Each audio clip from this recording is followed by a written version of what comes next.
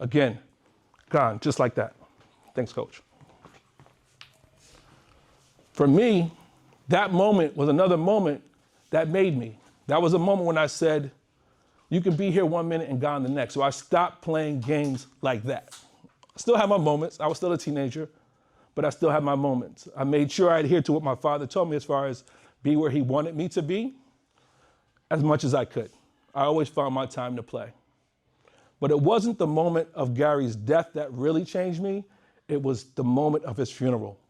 The pastor that preached Gary's funeral, he came out, and if you can imagine this, he came out and he turned an hourglass over and he flipped it and the sand started to run out. And he looked at all of us in the crowd. We were young, between 17 and 20, and there was older people there, obviously. But he said to us, young people, this is your life, as the sand started to run out of the hourglass. And that was it for me. That was really when it was a defining moment when I looked at time and I said, I have no time to waste. There's no reason to waste time. Does that make sense? Yes. That's my story. There's more to it. We'll get into it because I'm going to spend a lot of time with you guys over the course of these next few weeks. But that's how I look at time. I don't play. I look at time very seriously, and I don't want to waste your time. So I ask for this next hour that we're together, I want you all to lock in. I want you all to really be focused, because if you do, and if you take this message, and if you apply these learnings that you're going to get today, it's going to be life-changing for you, individually and as a team. Got it? Yes? All right, cool. Let's jump into the presentation real quick.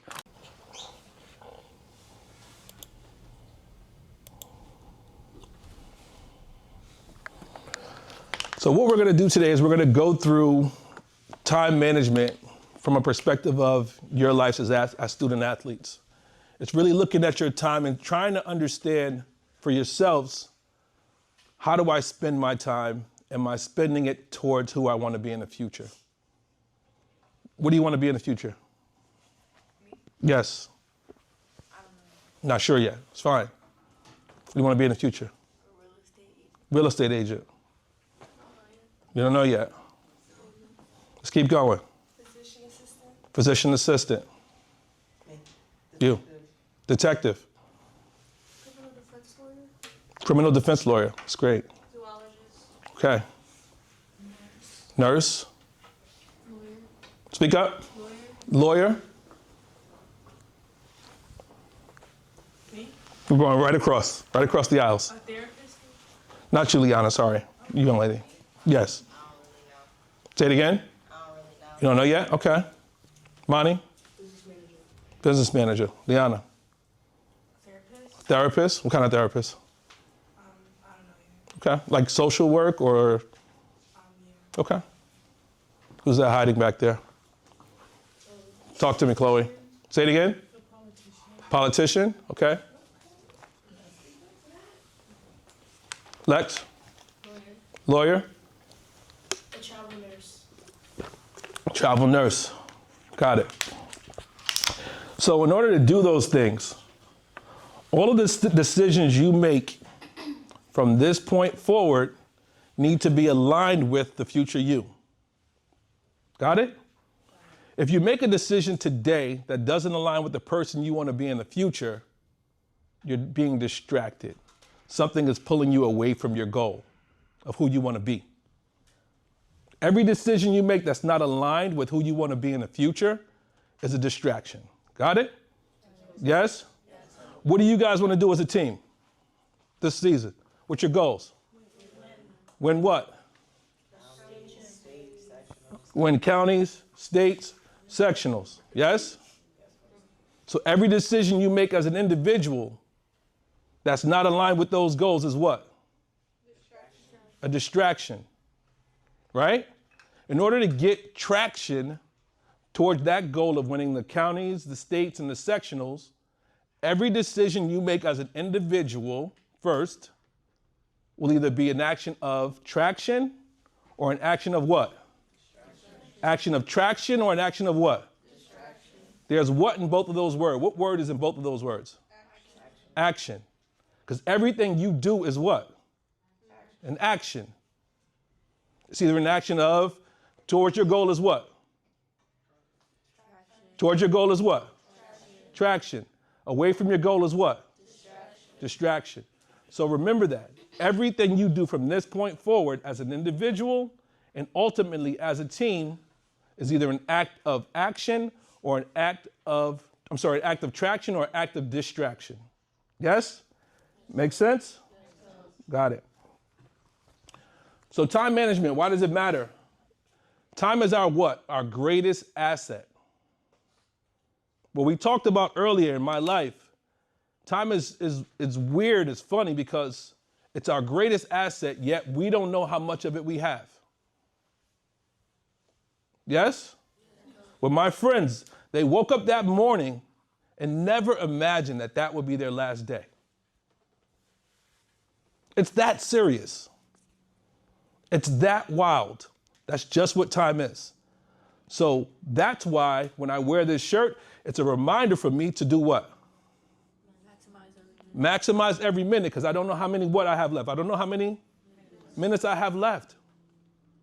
So if you want to be lawyers, you want to be nurses, therapists, practitioners, politicians, all of those decisions are beautiful. I love those things you want to do. I love the vision. However, you've got to lock in now.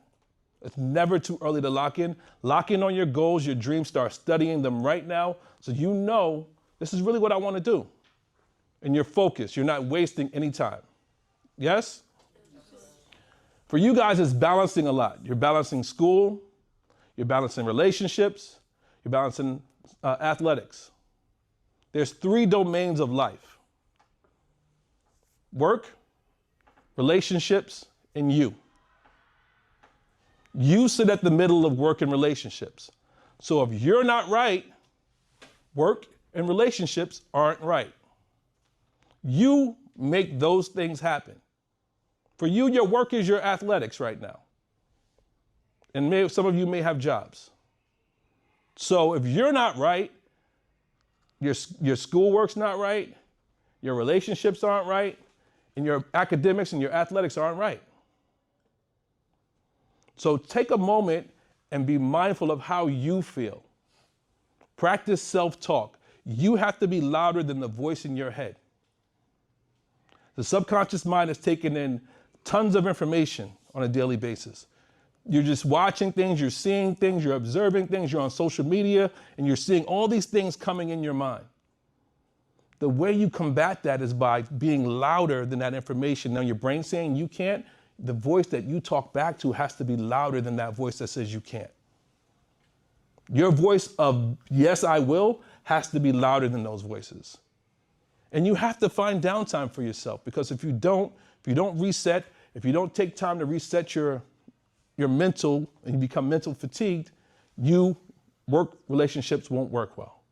Make sense? Good. Proper goal setting. So how many of you have a to-do list that you follow on a daily basis? 1, 2, about 4 of you, okay? If you don't have a plan, it's difficult to achieve your goals. If you don't have a plan, it's difficult to achieve your goals, because if you don't have a plan, you don't know what you're working towards. You just told me your goal here is sectionals, counties, states. We have to develop a plan to get there now, yes? That's what we're going to do. 80% of student athletes struggle with their time management at some point throughout the year. At some point throughout the year, 8 out of 10 of you guys in this room are challenged with time management at some point throughout the year. You're struggling with your academics, you're struggling with your own mental health, you're struggling with schoolwork. Yes?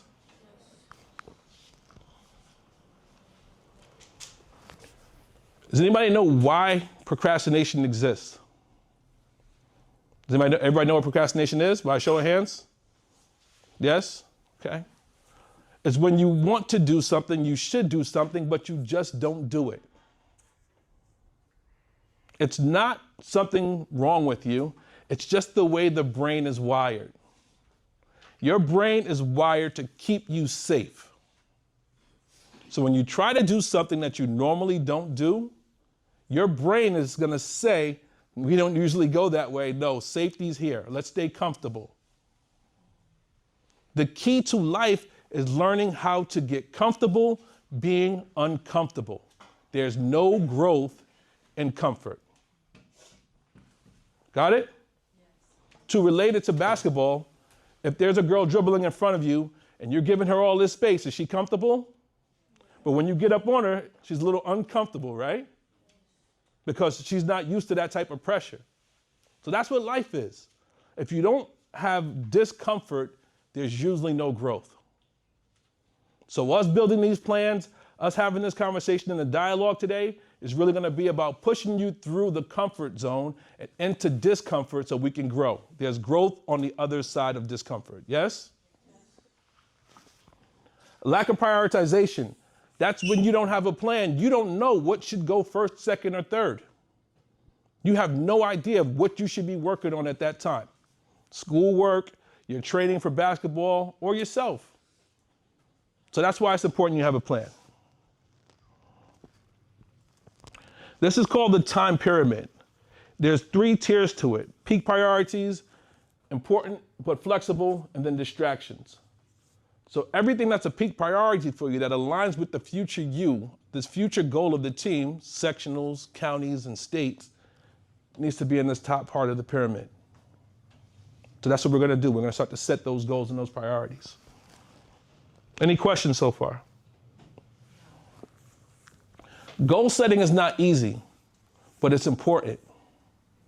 And goal setting is not just writing down a list. It's really looking at the list and making it a SMART goal list. SMART goals are specific, measurable, attainable, relevant or realistic. I play with the 2 R's there. You can use both of them. And then it's time bound. So you have to be specific about what you want to be. A doctor, a lawyer, a practitioner, therapist, all of those things. You want to win counties, sectionals, states. We know what the goal is now. How do we get there is going to be the key. We're going to take that information and format it into a SMART goal, and then we're all going to be on the same page about where we want to go.